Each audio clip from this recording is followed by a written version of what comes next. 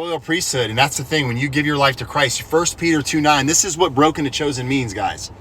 Those who have not been following me for a while, understand this. 1 Peter 2:9, it says that those who are in Christ are we are a royal priesthood. We are children of the Most High God. We've been called out of darkness and into light. And now we're called to tell the world, man. We are called to tell the world. And I want you guys to understand all of this. And so, my friends, if you have questions, I mean, I don't know what denominations you are. I don't know. I hate denominations. I don't care about denominations. I just care about the raw gospel. That's all I care about. Is this message of reconciliation.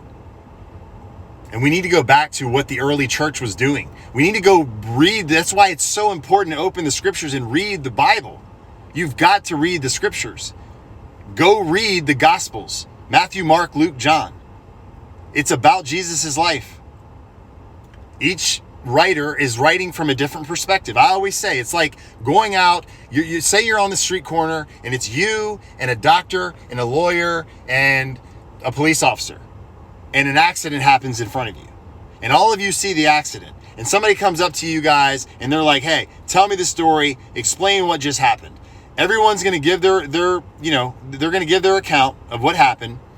All the stories are going to be the same. They're just going to have different details. That is the Gospels. Mark, written by John Mark. It's Peter's gospel. I always say this was Peter's perspective of Jesus' life. Hence why it's like an action movie. The book of Matthew, written by the tax collector Matthew, it is written and it's very Jewish in the way that it's written, but it's Jesus as king. Okay? Mark, Jesus as servant. Matthew, Jesus as king. Luke, written by the great Gentile doctor Luke, and it's Jesus as a human. It shows you the humanness of Jesus. And then you've got John, which is a gospel that stands on its own, and it reflects Jesus as God. And it's written by the beloved John, the disciple whom Jesus loved.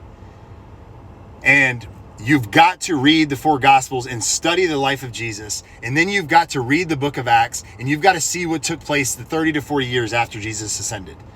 And look at what these madmen did. And you look at the church, and you tell me, what about our church now reflects that? Nothing. We've got to get back, my friends, to the early church and the way they did life. Community, fellowship, service, giving, getting out on the corners and preaching the gospel, baptizing people. Yes, you have authority to baptize. Matthew 28, 18 through 20, Jesus left his disciples with a very clear, command. Go make disciples, teach, preach, baptize. He gave you as a disciple, a true disciple of Christ, he gave you authority. I don't have to ask my pastor to baptize my friend. If I want, I'll baptize my friend. I'll baptize you in a bathtub. I don't care. We just need some water. Okay? So, I know I'm now going off on major tangents, but it's on me. It's burning in me that you guys understand that we have to get back to the basics, man. So after you read Acts, you will see, you start looking at the life of Peter, the life of these early disciples, you see the life of Paul. Let me tell you right now, Paul wrote a lot of letters, and it was all those 3-4 missionary journeys that he was on. Follow the journey of Paul. Starting in Galatians, 1st, 2nd Thessalonians, 1st, 2nd Corinthians. Then you want to hit Romans. Then you want to hit Colossians and Philippians and all of those, and Hebrews. Get to the end. My friends, I'm telling you, this is what I'm doing right now. And it is unlocking the New Testament.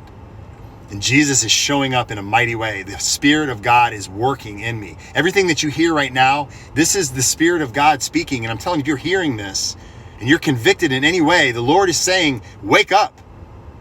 Wake up. Guys, we cannot be a lukewarm church. As I always say, I love you with the love of Jesus, which is a love that I can't comprehend. You can't comprehend. It's supernatural. You're probably wondering, you don't even know me. How can you love me? I don't know you, but when you love with the love of Christ, you just love strangers. It just doesn't matter. It's just in you. And so You guys have a good day. I got to get home to my fam and relieve my wife. Those who are fathers, who have children, who maybe you work and you have a stay-at-home wife, man, you better go home and love your wife, serve your wife, because let me tell you right now, that job is difficult. It is absolutely ridiculous. There's no way I could do it. My wife is a champion. She does this every day and takes care of my kids and raises my young boys to be godly men. And she's amazing. So I need to go relieve her. And I do a terrible job at this, but I'm just letting you know, I'm just being honest. I know right now I've got to pray it out. I got to go through that car wash and allow Jesus to just wash over me, because I'm full of gunk and junk, and I've had a hard day at work, and man, it's the second shift. And this is the most important shift, isn't it? So you who are parents, understand that when you go home from work and your kids are waiting for you, they don't want some half-ragged, half-hearted coming in, I'm tired, I want to sit on the no, like, they need your best. They need your best. So give your kids your best. Give your wife your best. Give your husband your best. Give your spouse, your family. Dude, that's what we got to do. So, man.